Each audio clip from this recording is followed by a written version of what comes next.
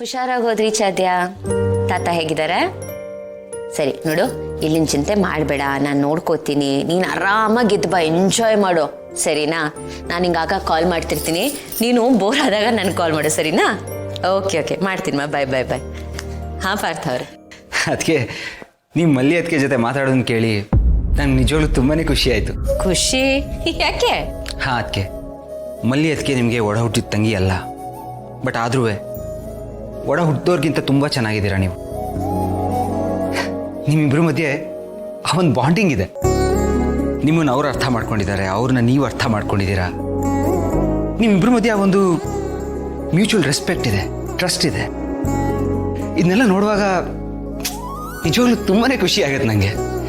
ಒಂದು ರಿಲೇಷನ್ಶಿಪ್ ಹೇಗಿರಬೇಕೋ ಹಾಗಿದೆ. ಪ್ರಪಂಚ ನಾವು ಅಂದ್ಕೊಂಡಷ್ಟು ಕೆಟ್ಟಾಗಿಲ್ಲ ಅಂತ ನನಗೇನೋ ಒಂಥರ ಹೋಪ್ ಸಿಗುತ್ತೆ. So nice. ಬಟ್ ಇದ್ರ ಮಧ್ಯೆ ಬೇಜಾರಿನ ವಿಷಯ ಏನು ಅಂದರೆ,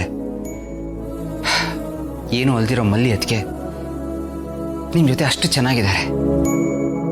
ಆದರೆ ನಿಮ್ಮ ಸ್ವಂತ ತಂಗಿಯ ಅಪೇಕ್ಷೆ ನಿಮ್ಮನ್ನು ವೈರಿ ಥರ ನೋಡ್ತಾರೆ. ಇನ್ಫ್ಯಾಕ್ಟ್ ಮಲ್ಲಿ ಅದಕ್ಕೆ ಇದ್ದ ಹಾಗೆ ಅವ್ರು ನಿಮ್ಮ ಜೊತೆ ಇರಬೇಕಾಗಿತ್ತು. ಅವ್ರು ನಿಮ್ಮನ್ನ ತುಂಬಾ ತಪ್ಪಾಗಿ ತಿಳ್ಕೊಂಡಿದ್ದಾರೆ. ಅದಕ್ಕೆ ನಿಮ್ಮನ್ನ ಅರ್ಥ ಮಾಡ್ಕೊಳ್ಳೋದಕ್ಕೆ ಅವ್ರು ಟ್ರೈಯೇ ಮಾಡ್ತಾ ಇಲ್ಲ. ಐ ಮೀನ್, ಯಾಕೆ ನಿಮ್ಮ ಮೇಲೆ ಅಷ್ಟೊಂದು ಕೋಪ, ದ್ವೇಷ ಅನ್ನೋದೇ ನಂಗೆ ಅರ್ಥ ಆಗ್ತಾ ಇಲ್ಲ. ಇರ್ಲಿ ಬಿಡಿ ಪಾರ್ಥ ಅವ್ರೆ, ಇದೆಲ್ಲ ಒಂದು ಟೈಮ್ ಅಷ್ಟೇ. ಹೋಗ್ತಾ ಹೋಗ್ತಾ ಎಲ್ಲ ಸರಿ ಹೋಗುತ್ತೆ, ಅವಳಿಗೆ ಎಲ್ಲ ಅರ್ಥ ಆಗುತ್ತೆ.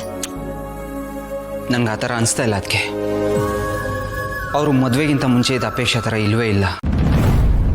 ಅವ್ರ ಬಿಹೇವಿಯರಲ್ಲಿ ತುಂಬಾ ಚೇಂಜಸ್ ಆಗಿದೆ. ಆದರೆ ಯಾಕೆ ಅಷ್ಟೊಂದು ಚೇಂಜ್ ಆದರು ಅನ್ನೋದು ನಂಗೆ ಅರ್ಥ ಆಗ್ತಾ ಇಲ್ಲ.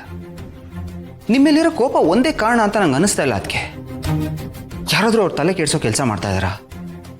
ಅವ್ರನ್ನ ಮ್ಯಾನಿಪ್ಯುಲೇಟ್ ಮಾಡ್ತಾ ಇದ್ದಾರಾ? ಒಂದೊಂದು ಟೈಮ್ ಅದಕ್ಕೆ ಅವ್ರು ಮಾತಾಡೋದು ಕೇಳಿದ್ರೆ ಇದು ಅವ್ರದ್ದು ಮಾತು ಅಂತ ಅನ್ಸುತ್ತೆ ನನಗೆ. ಯಾರನ್ನೋ ನೋಡಿ, ಯಾರೋ ಹೇಳಿದನ್ನು ಕೇಳಿ ಅವ್ರು ಚೇಂಜ್ ಆಗ್ತಾ ಇದ್ದಾರಾ? ಹಾಗೆಲ್ಲ ಚೇಂಜ್ ಆಗೋದಾಗಿದ್ರೆ ನಿಮ್ಮನ್ನು ನೋಡಿ ನಿಮ್ಮಿಂದ ಕಲಿತು ಒಳ್ಳೆ ರೀತಿಯಲ್ಲಿ ಚೇಂಜ್ ಆಗ್ಬೋದಾಗಿತ್ತಲ್ಲ. ಅದಕ್ಕೆ ನಾನು ಆಗಲೇ ಹೇಳಿದಾಗೆ ಅದಕ್ಕೆ ನಂಗೆ ಸ್ಟ್ರಾಂಗ್ಲಿ ಅನಿಸುತ್ತೆ ಯಾರೋ ಅವ್ರು ಬ್ರೈನ್ ವಾಶ್ ಮಾಡ್ತಾ ಇದ್ದಾರೆ ಅಂತ. ನಿಮ್ಗೇನು ಅನಿಸುತ್ತೆ ಅದಕ್ಕೆ? ನಿಮಗೇನು ಆ ಥರ ಡೌಟ್ ಬರ್ತಾ ಇಲ್ವಾ? ನನಗೆ ಹಾಗೇನು ಅನ್ಸಲ್ಲ ಪಾರ್ಥ ಅವರೇ. ಅದು ನಮ್ಮ ಅಪ್ಪಿಗೆ ಅಷ್ಟು ಮೆಚ್ಯೂರಿಟಿ ಇಲ್ಲ. ಒಳ್ಳೇದು ಹೇಳೋರೆ ಕೆಟ್ಟವರು ಅಂತ ಅನ್ಕೊಳ್ಳೋ ವಯಸ್ಸೋಳ್ದು. ಸರಿ ಹೋಗುತ್ತೆ, ಎಲ್ಲಾನು ಸರಿ ಹೋಗುತ್ತೆ.